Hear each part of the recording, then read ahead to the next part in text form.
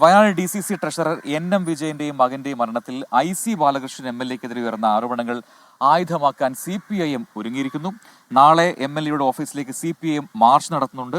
IC Balakrishnan രാജിവെക്കണം എന്ന ആവശ്യം ഉയർത്തിയാണ് CPIM-ന്റെ ഈ പ്രതിഷേധം. വയനാട്ടിൽ അഭിജിത്ത് മുഴക്കുന്നുണ്ട്. അഭിജിത്തെ, ഗുഡ് മോർണിംഗ്.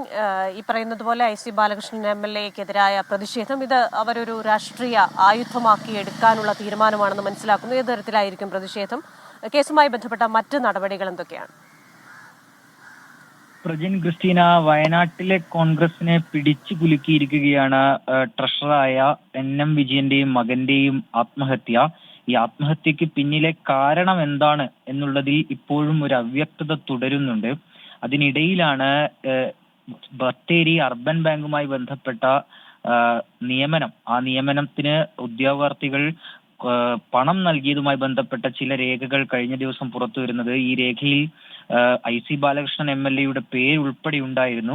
ഇതാണ് ഇപ്പോൾ IC ബാലകൃഷ്ണൻ MLA-യെ കുരുക്കിലാക്കിയിരിക്കുന്നത്. ഇതിന് പിന്നാലെ ഇത് വ്യാജരേഖയാണ് എന്ന് ആവർത്തിച്ചുകൊണ്ട് IC ബാലകൃഷ്ണൻ MLA മാധ്യമങ്ങളെയൊക്കെ കണ്ടിരുന്നു. പക്ഷെ ഇതൊക്കെ ഒരു ആയുധമാക്കാൻ ഒരുങ്ങുകയാണ് CPIM. നാളെ IC ബാലകൃഷ്ണൻ MLA-യുടെ ഓഫീസിലേക്ക് CPIM മാർച്ച് നടത്തുന്നുണ്ട്.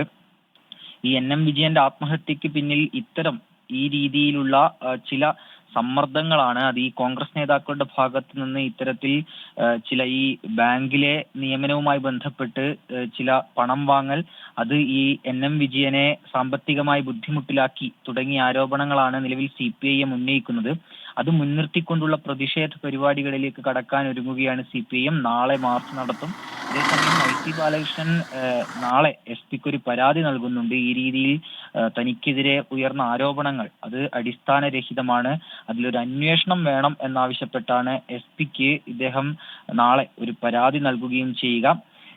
മറ്റൊരു പ്രധാനപ്പെട്ട കാര്യം, ഈ NM വിജയന്റെ മരണവുമായി ബന്ധപ്പെട്ട ഒരു ആത്മഹത്യാ കുറിപ്പുണ്ട്. ആ ആത്മഹത്യാ കുറിപ്പിൽ എല്ലാ കാര്യങ്ങളും ഉണ്ട് എന്നാണ് CPIM പറയുന്നത്. ഈ ആത്മഹത്യാ ശ്രമം അറിഞ്ഞ് അവിടേക്ക് ആദ്യം എത്തിയത് കോൺഗ്രസ് നേതാക്കളാണെന്നും ഈ കോൺഗ്രസ് നേതാക്കൾ ഈ ആത്മഹത്യാ കുറിപ്പ് മാറ്റി എന്നുമാണ് നിലവിൽ CPIM ഉൾപ്പെടെ ഉന്നയിക്കുന്ന ആരോപണം. ഏതായാലും വലിയൊരു വിവാദം ഈ മരണത്തിന് പിന്നാലെ ഉണ്ടായിരിക്കുന്നു. അത് ഈ നിലവിൽ ജില്ലയിലെ കോൺഗ്രസ് നേതൃത്വത്തെ വെട്ടിലാക്കിയിട്ടുണ്ട്. ഏത് രീതിയിലുള്ള പ്രതിരോധമാണ് ഇനി ജില്ലാ കോൺഗ്രസ് നേതൃത്വം ഉയർത്തുക എന്നുള്ളതാണ് ഏറ്റവും പ്രധാനപ്പെട്ട കാര്യം.